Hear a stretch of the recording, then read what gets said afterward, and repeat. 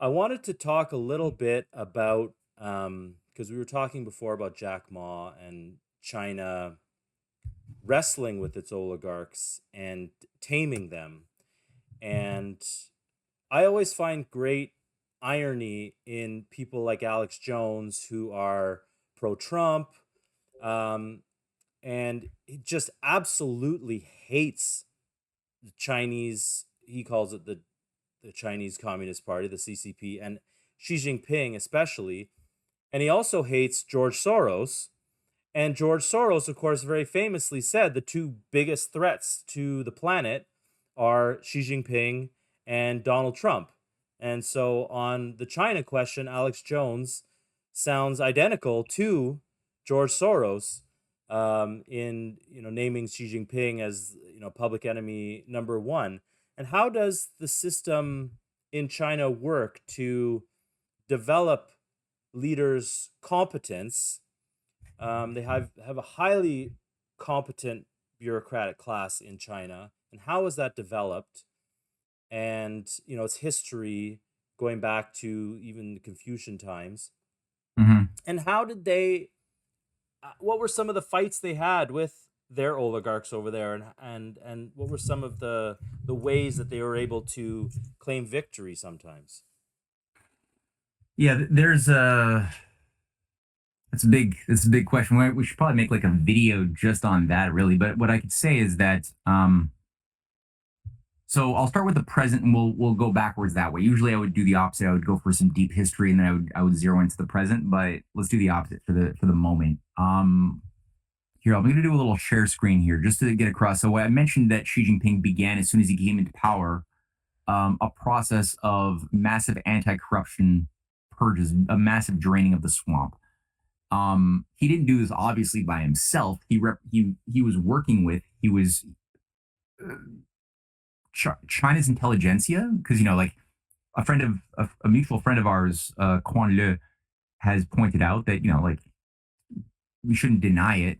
We shouldn't be blind to this fact that oligarchies are that literally means is rule by the few. That there are a limited array of families, whether in Italy, I mean, it looks amongst the Western governments, there's a limited array of families that can go back quite some time and that are part of what, for lack of a better word, one might call a club.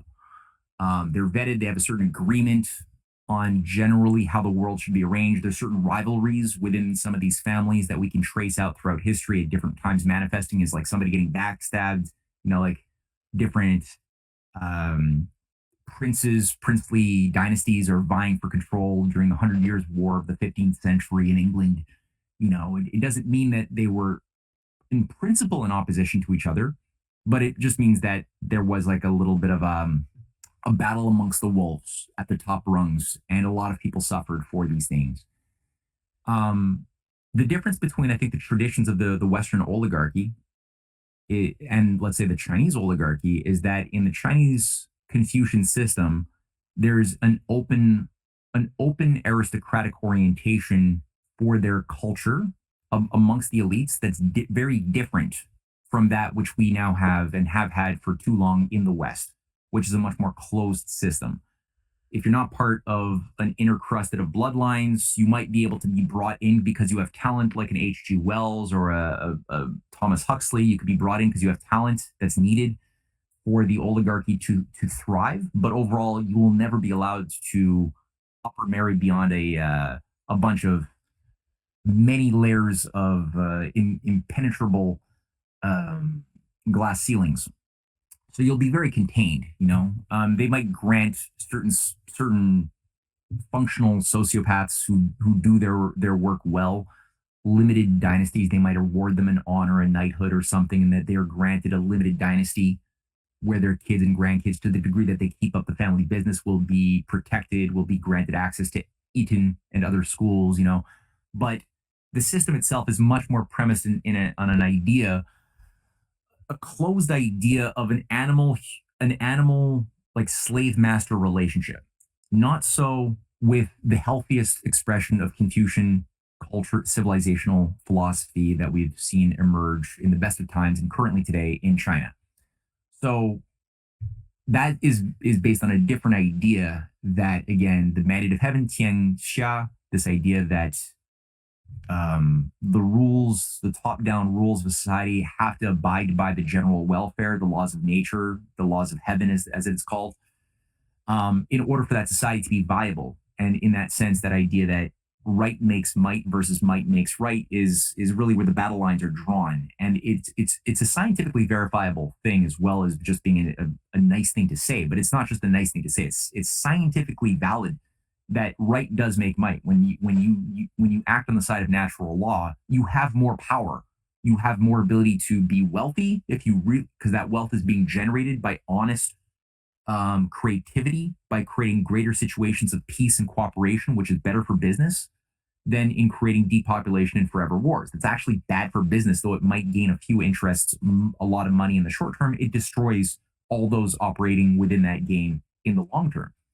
So it's not an idealistic utopian thing. And the Chinese have a much better grasp of that. Xi Jinping was assigned to bring China out of a major crisis where Bo Xiaolai, who is his major nemesis in 2012, who was the person who was going to be the head of the Chinese Communist Party, the Secretary General. That was Bo Xilai. He was part of the Shanghai clique. He was protected by people like Hu Jintao and by Zheng Zemin. That network wanted him in. He was known as the Al Gore of China. That was his big thing. He was rampantly corrupt, rampantly, like, really dark. This guy was eyeballs deep in the swamp. But he got taken down. So Xi Jinping came in. He was successful in this major fight in 2012 that ensured that Xi Jinping became the guy. And immediately, Bo Xilai faced justice for the crimes that he had committed over the decades preceding that moment, and found himself where he currently is, rotting in jail. And it didn't stop there. It continued on to today. It's well over 5 million. Many high-level party members have been punished with major jail times in some of the cases. I'm just going to show you a picture here. Here, I'm just going to pull up a window. This is part of a script that nobody's ever seen before. So there's a little preview of something that is going to be. Can you see that? Yep. Okay. So here's a few names. Okay, and just look at the positions that they held. I already have here Bo Xilai, close ally of Jiang Zemin. He was found guilty in 2013, stripped of all his assets, and sentenced to life in prison. Ma Jian, another member of the Shanghai clique, served as vice minister of public security. That's essentially the deputy head of the CIA. From 2006 to 2015, he was found guilty of corruption, given life in prison. He's sitting in prison now. He was a major protector of Miles Guo, by the way, the guy who came to America to avoid a prison sentence and built up his new dynasty, working to organize the Chinese diaspora in becoming like this force of CIA-run regime changers, and working with Steve Bannon to carry out that crusade against China. That guy was being protected by Ma Jian. Also, Zhu Yongqian, Minister of Public Security from 2002 to 2007, and Politburo Standing Committee member. That's the highest committee within the entire Chinese state, is the Politburo Standing Committee member. So he was high up. I think he got 7 or 8 people on that position. He was given life in prison for abuse of power, corruption, and embezzlement in 2015. And so he became the highest ranking Chinese official in history to receive such a sentence. Ling Jihua, who was the chief of staff to former Secretary General Hu Jintao, he was given life in prison. Hu Jintao, by the way, is the guy who, he recently passed away, but a big display was made publicly at the last major CCP conference, where all of the leaders were the so-called the previous heads of state were all sitting near Xi Jinping, and Xi Jinping made a point to take that opportunity when all of the cameras and all of the world, like China watches these things like we were watching football, and he literally has his security detail come out and escort a very confused and angry Hu Jintao off the stage as a big message saying, basically, a new game is in town. Like, this guy, what he represented is over. Jinkai, who is a member of the elite 8-person Politburo. He was given life in prison 2018 for bribery and corruption. I'll just read a few more because it's good to just make this visceral, right? Like people, it's one thing to just say the number, but to actually just make it visceral. Like these are not low-level people. Sun Lijun, who is a big one. He was Vice Minister of Public Safety from 2018 to 2020. He was given the death sentence with reprieve in 2022 for bribery and corruption. He was part of the Jiang Zemin faction and deputy director of 610 office. That's something which oversees, as far as I could understand it, I think that's the thing that oversees the efforts to purge the Falun Gong operation, which was another CIA synthetic cult built up inside of China to weaken China through religious engineering from within. And we hear stories sometimes of abuses against Falun Gong practitioners. And I think that from what I'm gathering in my research is that a number of the people who are running the 610 office assigned to crack down on Falun Gong practitioners were actually the people who were also part of the same operation that was ironically running Falun Gong. Because the idea isn't that everything is disposable. Falun Gong was a useful tool towards a means towards an end, but the end wasn't to make Falun Gong become some celebrated, normalized religion. It was just simply to weaken China as a state by getting people to disengage from their involvement with that society, with the government, in their ideology that is that's more than qigong. We're told it's just breathing exercises and raising your qi. No, there's something more going on that has a lot to do with Master Li Hongji's promotion of the idea that he has superpowers because he's harnessed the various intergalactic aliens that have infiltrated all of our bodies. And because of his amazing power of Qigong, he was able to harness all of those foreign entities and have them service him such that he has clairvoyance and can read powers and can heal his followers, and that his followers should not get medical service if they need it or they get an infection. They should rather die than have their soul blood contaminated by a blood transfusion or another organ if they need that.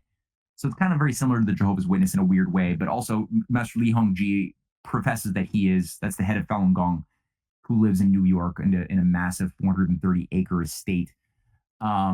He professes that he's an intergalactic messiah figure balancing the forces of a major space opera between good and evil interdimensional aliens.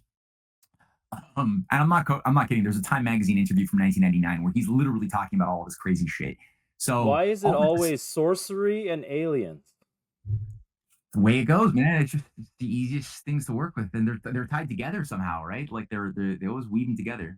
You're right. So all that to say, that was the 610 operation office, was to crack down and then give more fuel to those international disenfranchised Chinese Falun Gong followers or followers of Miles Guo to see the Chinese as this evil totalitarian Habsburg Empire type state. Instead of it, but these guys have been taken down now. So then you got Meng Hongwei, who's was Vice Minister of Public Security from 2004 to 2018, and Interpol chief from 2016 to 18, sentenced to 13.5 years in prison in 2019. You got Fu Zhenghua, who was Justice Minister from 2018 to 2020, was convicted of taking and stealing $17 million in government funds in 2022 and was sentenced to life. Sun Guofeng was chairman of the People's Bank of China and was the chairman of the People's Bank of China. So was sentenced to 16 years for corruption in 2024. And there's an even bigger list. I just threw out some of the notable ones that caught my attention. But Jeff J. Brown, who's a friend of mine who runs the China Rising Radio and Facts from Fiction Foundation. Mm-hmm. Or no, I know him, yeah. Foundation. Yep. He did a whole series on the anti-corruption purges in China, and he did like a 9-part series, which is thorough. I'm going to interview him, and maybe you might want to interview him too, because he can go way deeper than I can. So yeah, there's some good. And as far as like how does China do this more broadly, there's a whole history of the fight of the better China fighting and being much more successful by and large than what we've been in dealing with the warlords, the entrenched Freemasonic outfits that the British had played a big role in building up during British domination of China in the 19th century and after.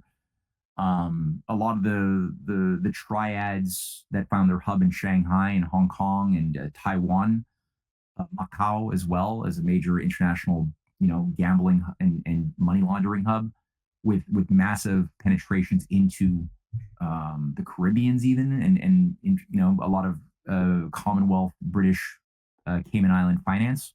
Sure.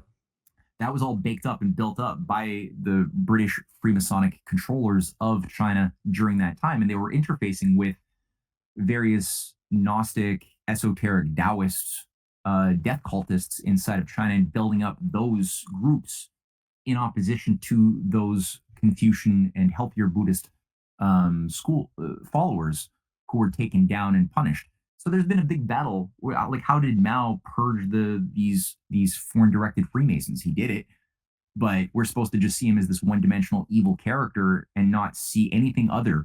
So we don't take the time to just appreciate how the hell did that fight happen. There's books that have been written about it, but we're not generally encouraged to know about those things. So, and again,